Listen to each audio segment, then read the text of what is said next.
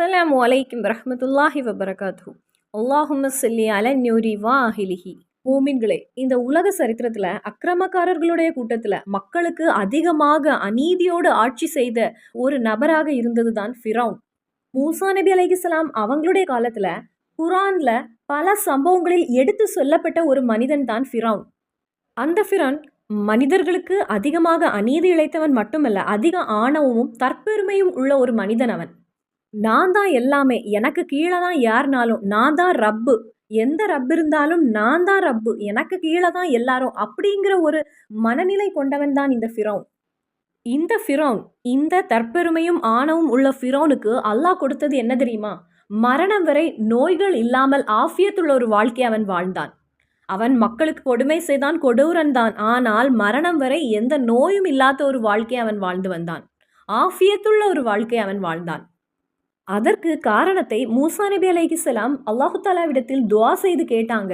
மரணம் வரை ஸ்ட்ராங்கா மக்களுக்கு அநீதி இழைக்கிறான், நான் தான் ரப்புன்னு கூறுகிறான், எனக்கு கீழே தான் எல்லாரும் இருக்கின்றாங்கன்னு சொல்லி ரொம்ப கொடுமையான ஒரு கொடுங்கோலன் ஃபிரௌன் எல்லாருக்கும் தெரியும். ஆனா மரணம் வரை இறைவன் அவனுக்கு ஆஃபியத்துள்ள ஒரு வாழ்க்கை கொடுத்தான். எந்த ஒரு நோயும் அவனை நெருங்கவில்லை அப்படின்னு சரித்திரம் கூறுகிறது. அப்போ மூசா நபி அலைஹிஸ்ஸலாம் அல்லாஹு தாலாவிடத்தில் துஆ செய்து கேட்டாங்க. அதற்கு காரணம் என்ன?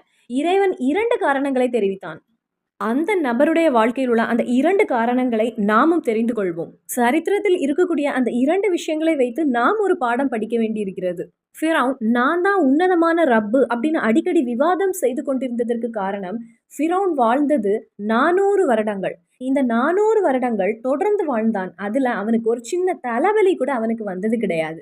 இந்த 400 வருடமும் அவன் வாழ்ந்தபோது ஆஃபியத்துள்ள ஒரு வாழ்க்கையை அல்லாஹு தாலா அவனுக்கு கொடுத்தான். எந்த ஒரு தலைவலியோ ஒரு உடம்பு வலியோ எதுவுமே இல்லாத ஒரு வாழ்க்கை தான் ஃபிரௌன் வாழ்ந்தான். ஒரு நாள் கூட ஃபிரௌனுக்கு காய்ச்சல் கூட வந்ததில்லை. மரணம் வர அவ்வளவுத்துக்கு ஸ்ட்ராங்கா ரொம்ப ஆஃபியத்துள்ள ஒரு வாழ்க்கையை ஃபிரௌன் வாழ்ந்தான். அந்த நபருக்கு மரணம் வரை எந்த ஒரு நோயும், எந்த காய்ச்சலோ, எந்த தலைவலியோ எதுவுமே வரவில்லை அப்படின்னு எப்படி நமக்கு புரிந்தது? மூசா நபி அலைஹிஸ்ஸலாம் அவர்களுடைய துஆ நடந்து கொண்டே இருக்கிறது. ஆனா இந்த நபருக்கோ எந்த ஒரு காய்ச்சலோ, ஒரு தலைவலியோ, எந்த ஒரு பிரச்சனையுமே வராது. ஆனால் ஒரு புறத்துல ஃபிரௌனுடைய அக்கிரமம் தொடர்ந்து நடந்து கொண்டே இருக்கிறது. பாவப்பட்ட மனிதர்களுடைய கை கால்களை எல்லாம் ஆணி அடிக்கிறாங்க. ஆணி அடிச்சு ரத்த ரத்தமா சிந்தி கொண்டிருக்கிறது. ஆனாலும் ஃபிரௌன் நல்ல ஃபிட்னஸ் உள்ள ஒரு பாடியோடு அவன் வாழ்ந்து கொண்டே இருக்கின்றான். மூசா நபி அலைஹிஸ்ஸலாம் அல்லாஹு தாலாவிடத்தில் துஆ செய்து கேட்டபோது வஹி வழியாக அல்லாஹ் தெரிவித்தான் மூசா நபி அலைஹிஸ்ஸலாம் அவர்களுக்கு. இந்த 2 காரணங்கள் எந்த அடியானிடத்தில் இருந்தாலும் சரி, மரணம் வரை தூனுல் ஆஃபியா, மரணம் வரை நல்ல ஆஃபியத்துள்ள நல்ல ஆரோக்கியமான எந்த ஒரு பிரச்சனையும் இல்லாத ஒரு வாழ்க்கை அவனுக்கு இருக்கும். நோய்கள் பெருகி நமது வாழ்க்கை சிரமமாகாது, கஷ்டங்கள் வராது. எந்த ஒரு நோயை கொண்டு நாம் கஷ்டப்பட மாட்டோம். அந்த 2 காரணங்கள் எவை? ஃபிரௌன் முதல் காரணம், ஃபஜருக்கு முன்னதாக ஃபிரௌன் எழும்பக்கூடியவனாக இருந்தான். ஒரு இறை நம்பிக்கையாளர் மூமினாக இருந்தால் அவனுக்கு இருக்க வேண்டிய ஒரு குவாலிஃபிகேஷன் தான் ஃபஜருக்கு முன்னதாக எழும்பிக் கொள்வது. காரணம், அந்த நேரத்துடைய ஒரு பரக்கத்தாகும். ஒரு 4 மணி, நாம் சாதாரணமாக நோன்பு நேரத்தில் சஹருக்கு 4 மணிக்கு நாம் எழும்புகிறோம். 2 ரக்காத் தொழுகை தொழுது நாம் ஒரு யாசீன் ஓதியோ அல்லது சிறிது நேரம் குர்ஆன் ஓதும் போது ஃபஜ்ருடைய பாங்கு கேட்டுவிடும். அதாவது ஃபஜருக்கு கொஞ்ச நேரம் முன்னதாக எழும்பிக் கொள்வது. இரவு முழுவதும் தூங்காமல் இருக்க வேண்டும் அப்படிங்கிற கருத்து இல்லை. ஃபஜருடைய நேரம் பாங்கு கேட்பதற்கு கொஞ்ச நேரம் முன்னதாக எழும்பிக் கொள்வது அதிக அளவில் பரக்கத்து நிறைந்த நேரமாகும். அந்த நேரத்தில் ஒரு அடியான் எழும்புவது அப்படின்னு நமக்கு கற்றுத்தந்தது நமது இறை தூதர் ஸல்லல்லாஹு அலைஹி வஸல்லம் பல ஹதீஸ் வழியாக நமக்கு தெரியப்படுத்தியிருக்காங்க. அந்த சொர்க்கத்தில் உள்ள ஒரு நேரமாகும் உண்மையாகவே ஃபஜருடைய அந்த நேரம் என்பது. ஃபஜர் நேரத்தில், அந்த ஃபஜருக்கு முன்னாடி ஃபஜர் பாங்கு கொடுக்கக்கூடிய அந்த நேரத்தில் நாம் எழும்பும் போது அழகான ஒரு குளிர் இருக்கும். சின்ன ஒரு அழகான ஒரு குளிர் நமக்கு இருக்கும். அந்த ஒரு குளிர் சொர்க்கத்தில் உள்ள ஒரு குளிர்மையாகும் அப்படின்னு நமக்கு ரசூல் ஸல்லல்லாஹு அலைஹி வஸல்லம் நமக்கு கற்றுத் தந்திருக்காங்க. ஜிப்ரீல் அலைஹிஸ்ஸலாம் சொன்னது, ஃபஜ்ருடைய நேரத்தில் சொர்க்கத்தில் கீழ்பாகத்தில் காற்றுகள் வீசிக்கொண்டே இருக்குமாம். அது மட்டும் இல்லை, இறை தூதர் ஸல்லல்லாஹு அலைஹி வஸல்லம் ஃபஜ்ருடைய நேரத்தில் சொர்க்கத்தை பார்த்து சொல்லுவாங்களாம், சொர்க்கமே நீ ஒன்று அழகாகி விடு. எல்லா ஃபஜ்ருடைய நேரத்திலும் ரசூல் ஸல்லல்லாஹு அலைஹி வஸல்லம் சொர்க்கத்தை பார்த்து கூறுவாங்களாம், சொர்க்கமே நீ ஒன்று இன்னும் அழகாகி விடு அப்படின்னு சொல்லுவாங்களாம். அதே போலவே ஃபஜருக்கு பாங்கு கொடுப்பதற்கு முன்னதாக நீங்க எந்த ஒரு அமல் செய்தாலும் அதற்கு உங்களுக்கு 700 மடங்கு இரட்டிப்பான கூலி கிடைக்கிறது. நீங்க ஒரு யாசீன் ஓதுனா உங்களுக்கு 700 யாசீன் ஓதுனா என்ன நன்மையோ அதே நன்மை. ஒரு சுப்ஹானல்லாஹ் நம்ம சொல்லும்போது 700 மடங்கு இரட்டிப்பான பிரதிபலனை நமக்கு தருகிறது. அதாவது ஃபஜ்ருடைய நேரத்தில் இல்ல, ஃபஜ்ருக்கு முன்னதாக நாம் எந்த ஒரு அமலையும் செய்யும்போது, அந்த ஒரு நேரத்தில் ஓடவோ, சாடவோ நமக்கு தாங்க முடியாத அளவுக்கு எந்த ஒரு எக்ஸர்சைஸும் நமக்கு தேவையில்லை. சில நபர்கள் அந்த ஒரு நேரத்தில் அந்த உடம்பை ரொம்ப வேதனைப்படுத்தி, அவர்களுடைய உடம்பு அவர்களுக்கு தாங்க முடியாத அளவிற்கு ஓடவும், சாடவும், எக்ஸர்சைஸும், ஜிம்மும் அப்படின்னு அந்த அளவிற்கு சிரமப்படுகிறாங்க. அந்த மாதிரிப்பட்ட எந்த சிரமங்களும் நமக்கு தேவையில்லை. நமது இஸ்லாமை பொறுத்தவரை நமது உடம்பை வேதனைப்படுத்தி, நமது உடம்பை தாங்க முடியாத அளவிற்கு நமக்கு எக்ஸர்சைஸ் செய்யவும் கூடாது நமது இஸ்லாம் பொறுத்தவரை. எக்ஸர்சைஸ் என்பது தேவை. ஆனா, அந்த உடம்பை வேதனைப்படுத்தி, சிரமப்படுத்தி, அதிக கஷ்டத்தை கொடுத்து நாம் செய்யக்கூடாது. நல்ல ஆஃபியத்துள்ள, ஆரோக்கியமான, எந்த ஒரு நோயும் இல்லாமல், ஆஃபியத்துள்ள ஒரு வாழ்க்கை வாழ்வதற்கு நாம் அந்த நேரத்தில் எழும்பிக் கொள்வோம். எழுந்து நமக்கு செய்ய வேண்டிய சில சுன்னத்துகள் இருக்கிறது. முதலில் ஃபஜ்ருடைய பாங்கு கொடுப்பதற்கு முன்னதாக எழும்பிக் கொள்ளுங்கள். ஒரு 4:30 மணிக்கு நீங்க எழும்பிக் கொள்ளுங்கள். எழும்பிய உடனே ரசூலுல்லாஹ் ஸல்லல்லாஹு அலைஹி வஸல்லம் அவர்களுடைய சுன்னத்தாகும். அல்ஹம்துலில்லாஹில்லதி அஹ்யானா பஅதமா அமாதானா வ இலைஹின் நுஷூர். இதை கூறிவிட்டு அல்லது அல்ஹம்துலில்லாஹ் பின்பு நாம் கண்டிப்பாக ஓத வேண்டிய ஒரு திக்ர் இருக்கிறது. சுபஹானல்லாஹி வல்ஹம்துலில்லாஹி வலா இலாஹ இல்லல்லாஹு அல்லாஹு அக்பர் வலா ஹவுல வலா குவத்த இல்லா பில்லாஹில் அலியில் அலீம் அல்லாஹும்ம அஃபிர்லி. இந்த ஒரு திக்ரை நாம் ஓதிவிட்டு ஹதீஸில் பார்க்க முடிகிறது, அந்த அடியான் அல்லாஹு தாலாவிடத்தில் என்ன ஒரு துவா கேட்டாலும் அதற்கு ஹிஜாபத்து உறுதியாகும். அந்த திக்ருடைய பரக்கத்து கொண்டு, இன்னும் அந்த நேரத்துடைய பரக்கத்து கொண்டு, உங்களுடைய உறக்கத்திலிருந்து நீங்க எழும்பியவுடன் இந்த திக்ரை உங்களுக்கு எப்போ சொல்ல முடியுமோ அந்த நேரத்தில் ஒரு 3 முறை நீங்கள் ஓதிக்கொள்ளுங்கள். அதன் பின் உங்களுடைய காரியங்களை நீங்கள் ரப்பிடம் கேட்டுக்கொள்ளுங்கள்.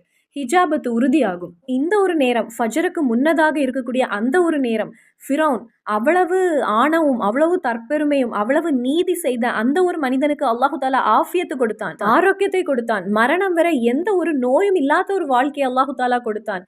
ஏன் ஃபிரௌன் எழும்பியிருந்தான் அந்த ஒரு நேரத்தில், அல்லாஹு தாலாவுக்கு இபாதத்து செய்வதற்கு இல்ல, அந்த நேரம் என்றால் அவன் எழும்பி விடுவான். அந்த நேரத்திற்கு அல்லாஹு தாலா அவ்வளவு பரக்கத்து வைத்திருக்கிறான். அந்த நேரத்தில் பரக்கத்துள்ள உயிரினங்கள் எல்லாம் எழும்பிவிடும். ஆடு ஆடு பரக்கத்துள்ள ஒரு விலங்காகும் அப்படின்னு நமது இறை தூதர் ஸல்லல்லாஹு அலைஹி வஸல்லம் நமக்கு கற்றுத் தந்திருக்காங்க. வீட்டில் ஒரு ஆடு என்கிற விலங்கு இருந்தா பரக்கத் என்பது வந்து கொண்டே இருக்கும். அவ்வளவு பரக்கத்து வாய்ந்த ஒரு விலங்காகும் ஆடு என்பது. அந்த ஆடை ஒன்று பார்ப்பதற்கு, அதனுடைய காரியங்களை எல்லாம் செய்வதற்கு கொஞ்சம் சிரமமான விஷயமாக இருக்கும். ஆனா அந்த சிரமம் வழியாக உங்களுக்கு பரக்கத் என்பது வந்து கொண்டு இருக்கும்.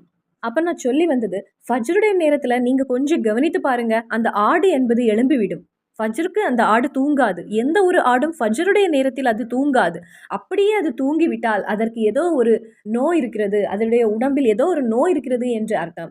அதனால பரக்கத்து நிறைந்திருக்கக்கூடிய அந்த உயிரினம், அந்த ஆடு என்பது ஃபஜ்ருக்கு தூங்காது.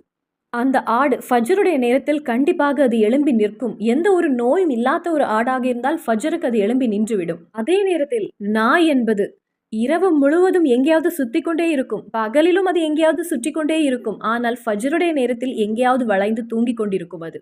ஏனென்றால் அது பரக்கத் இல்லாத ஒரு விலங்காகும். அப்ப எதுவாக இருந்தாலும் பரக்கத்து நிறைந்த ஒரு நேரமாகும் ஃபஜர் என்பது. அந்த நேரத்தில் நாம் செய்யக்கூடிய, ஃபஜருக்கு முன்னதாக நாம் செய்யக்கூடிய ஒரு அமலுக்கு 700 மடங்கு கூலி இருக்கிறது. அந்த ஒரு நேரத்தில் ஒரு அடியான் ஒரு அல்லாஹு அக்பர் ஓதினால் அவன் 700 தடவை ஓதியதாக அங்கு பதிவாகிறது. அந்த அளவிற்கு ஹிஜாபத்து அதிகமாக இருக்கக்கூடிய ஒரு நேரமாகும் அது. இன்னும் அதிகமாக சொல்லப்போனால், நீங்க நல்லா கவனித்து பார்த்தா தெரியும். ஃபஜ்ருடைய நேரத்திற்கு முன்னதாகவே கோழி கூவத் தொடங்கும். அது எதை பார்த்து கூவுகிறது தெரியுமா? மலக்குகளை பார்த்து. மலக்குகளை பார்த்து கோழி கூவி மனிதர்களிடத்தை சொல்லுது, நான் மலக்குகளை பார்த்துட்டேன், நீங்க ஃபஜருக்கு தயாராகி கொள்ளுங்கள் அப்படின்னு மனிதர்களிடத்தில் அந்த கோழி சொல்லுது. இரண்டாவது, ஃபிரௌன் மதிப்பும் சிறப்பும் கொடுத்து பார்த்தது எதுக்குன்னா உணவிற்கு. அல்லாஹு தாலா நமக்கு மதிப்பும் சிறப்பும் கொடுக்க கற்றுத்தந்த அந்த உணவிற்கு ஃபிரௌன் மதிப்பையும் சிறப்பையும் கொடுத்திருந்தான். அவன் தன் படையினரோடு குதிரையில் பயணம் செல்லும் போது தரையில ஒரு பத்திரி கிடந்தால் அதை எடுத்து கழுவி சாப்பிடக்கூடிய ஒரு மனிதராக இருந்தான் ஃபிரௌன். அல்லனா தன் கூட இருந்தவங்களுக்கு கழுகி கொடுக்கக்கூடிய ஒரு மனிதராக இருந்தான் ஃபிரௌன் என்று சரித்திரத்தில் காண முடிகிறது. அப்ப இந்த 2 விஷயங்கள் ஃபிரௌனுக்கு நல்ல ஆஃபியத்துள்ள, நல்ல ஆரோக்கியம் உள்ள ஒரு வாழ்க்கையை கொடுத்தது. நூற்றாண்டுகள் வரை வாழ்ந்தான். மரணம் வரை எந்த ஒரு நோய் நொடி இல்லாமல் நல்ல ஃபிட்னஸ் உள்ள ஒரு மனிதனாக ஃபிரௌன் வாழறதுக்கு அல்லாஹு தாலா கொடுத்தான். நமது வீட்டில் கிச்சனில் வேஸ்ட் பாஸ்கெட்டில் சோறும் சப்பாத்தியும் தோசையும் இட்லியும் நிறைய நிறைய நமது வீடுகளில் ஆரோக்கியமும் சந்தோஷமும் நிம்மதியும் குறைய தொடங்கும். முசீபத் என்பது பெருகிக் கொண்டே இருக்கும். நாம் கற்றுக்கொள்ள வேண்டிய 2 விஷயங்கள், அந்த கொடுங்கோல் மன்னனாகிய ஃபிரௌன் அவரிடமிருந்து நாம் கற்றுக்கொள்ள வேண்டிய 2 விஷயங்கள். ஒன்று, உணவிற்கு நாம் மதிப்பும் சிறப்பும் கொடுத்து பார்ப்போம். மற்றொன்று, ஃபஜருக்கு முன்னதாகவே ஒரு அரை மணிக்கூர் அல்ல என்றால் ஒரு 10 நிமிடம் முன்னதாகவே நாம் எழும்பிக் கொள்வோம். மரணம் வரை நல்ல ஆஃபியத்துள்ள ஆரோக்கியமுள்ள, எந்த கொலஸ்ட்ராலும் இல்லாமல், எந்த ப்ரெஷரும் இல்லாமல், தைராய்டும் இல்லாமல், எந்த ஒரு லிவருடைய பாதிப்பும் இல்லாமல், காய்ச்சல் இல்லாமல், எந்த ஒரு பிரச்சனையும் இல்லாமல் நமது வாழ்க்கையில் அல்லாஹு தாலா ஆஃபியத்துள்ள ஒரு வாழ்க்கையை நாம் ஒவ்வொருவருக்கும் தருவான் இன்ஷா அல்லாஹ். இனி ஒவ்வொரு மோமினும் உங்களுடைய வாழ்க்கையில் நான் சொல்லித்தரக்கூடிய இந்த ஒரு திக்ரை நான் சொல்லக்கூடிய இந்த நேரத்தில் நீங்கள் ஓதும்போது உங்களுடைய வாழ்க்கையில் அற்புதமான மாற்றங்களை உங்களுக்கு உணர முடியும். எவ்வளவோ சகோதர சகோதரிகள் இருக்காங்க. அவங்க இருக்கக்கூடிய வீட்டிலும் சரி, அவங்க போகக்கூடிய இடத்திலும் சரி, அவங்க படிக்கக்கூடிய இடத்திலும், அவங்க செல்லக்கூடிய எந்த ஒரு இடத்திலும் அவங்களுடைய வார்த்தைகளுக்கு எந்த ஒரு மதிப்பும் எந்த ஒரு சிறப்பும் ஒரு மரியாதையும் கொடுக்காமல் அதிக வேதனை அனுபவிக்கக்கூடியவங்க. நான் சொல்லித்தரக்கூடிய இந்த ஒரு திக்ரை நீங்கள் ஃபஜருக்கு முன்னதாக நீங்கள் எழும்பி ஓதும் போது இன்ஷா அல்லாஹ் உங்களுடைய வாழ்க்கையில் இந்த மாதிரிப்பட்ட விஷயங்களில் நீங்கள் வேதனைப்படக்கூடிய ஒரு நிலை உங்களுக்கு வராது. எல்லார் முன்னிலையிலும் உங்களுக்கு நல்ல மதிப்பும் மரியாதையும் நல்ல இடமும் உங்களுக்கு கிடைக்கும். இன்னும் உங்களுடைய எல்லா ஆசைகளையும் எல்லா தேவைகளையும் இறைவன் பூர்த்தி செய்து தருவான். உங்களுடைய வாழ்க்கையில் நல்ல சந்தோஷமும் நல்ல சமாதானமும் உங்களுக்கு கிடைக்க தொடங்கும். உங்களுடைய வாழ்க்கையில் அல்லாஹு தாலா சம்பாத்தியத்தில் சிரமத்தையும் கஷ்டத்தையும் உங்களுக்கு தரமாட்டான். ஏனென்றால் அல்லாஹு தாலாவின் அளவில்லாத ஃபல்லுகள் உங்களுக்கு கிடைக்க தொடங்கும். ஆனா மோமீன்களே, ஒரு நாள் 2 நாள் செய்ததோடு அப்படி முடித்து விடக்கூடாது. நீங்க கவனிக்க வேண்டியது, இதை நீங்க தொடர்ந்து 30 நாட்கள் தொடர்ந்து செய்து வாங்க. இன்ஷா அல்லாஹ் உங்களுடைய வாழ்க்கையில் பல மாற்றங்களை உங்களுக்கு உணர முடியும். உங்களுக்கு என்ன ஒரு தேவை நடந்து கிடைக்க வேண்டுமோ அதை மனதில் வைத்து கொண்டு நான் சொல்லக்கூடிய இந்த ஒரு திக்ரை நீங்க ஓதிக்கொள்ளுங்கள். ஃபஜருக்கு முன்னதாக இருக்கக்கூடிய அந்த நேரத்தில் யாரும் உங்களை தொந்தரவு செய்ய எந்த ஒரு வாய்ப்பும் இல்லை. எந்த ஒரு பேச்சும் அந்த நேரத்தில் இருக்காது. அப்போ நீங்க செய்ய வேண்டியது, ஃபஜருக்கு முன்னதாக ஒரு 10 நிமிடம் முன்னதாக நீங்க எழும்பிக் கொள்ளுங்கள். அதே இடத்தில் இருந்து 40 தடவை அல்லாஹும்ம இன்னி அஸ் அலுக்க மின் ஃபல்லிக்க ஓ ரஹ்மத்திக்க, அல்லாஹும்ம இன்னி அஸ் அலுக்க மின் ஃபல்லிக்க ஓ ரஹ்மத்திக்க. இறைவனுடைய அளவில்லாத ஃபல்லையும் அவனுடைய ரஹ்மத்தையும் நாம் அல்லாஹு தாலாவிடத்தில் அந்த பரக்கத்து நிறைந்த நேரத்தில் நாம் கேட்கிறோம். ஃபஜ்ருடைய தொழுகை தொழுவதற்கு முன்னதாக இந்த ஒரு திக்ரை 40 தடவை நீங்கள் ஓதிக்கொள்ளுங்கள். மூமின்களே, இந்த ஒரு திக்ரை நமக்கு 40 தடவை ஓதுவதற்கு கூடி போனால் ஒரு 5 நிமிடங்கள் போதுமானது. அப்படி நீங்கள் ஓதி வரும்போது இன்ஷா அல்லாஹ் உங்களுடைய வாழ்க்கையில் நீங்கள் கூட நினைத்து பார்க்காத அளவில் பெரிய பெரிய பாக்கியங்கள் உங்களிடத்தில் வந்து சேரும். உங்களுடைய வாழ்க்கையில் நல்ல சந்தோஷம் கிடைக்க தொடங்கும், நல்ல ரஹ்மத்து கிடைக்க தொடங்கும், நல்ல பரக்கத்து கிடைக்க தொடங்கும், நல்ல ஐஸ்வர்யமான ஒரு வாழ்க்கை உங்களிடத்தில் வரும். ஓதுவதற்கு கடினமான ஆயத்தும் இல்லை, ஓதுவதற்கு அதிகமான நேரமும் ஆகாது. ஒவ்வொருவரும் இந்த ஒரு திக்ரை ஃபஜருக்கு முன்னதாக எழும்பி ஓதுவதற்கு மறந்து விடாதீங்க. இன்ஷா அல்லாஹ் தொடர்ந்து ஓதுங்கள். அதன் பின் உங்களது வெற்றி அனுபவத்தை நீங்கள் கமெண்ட் வழியாக அனுப்புங்க. இன்ஷா அல்லாஹ் மறுபடியும் சந்திப்போம். அஸ்ஸலாமு அலைக்கும் வரஹ்மத்துல்லாஹி வபரகாத்துஹு.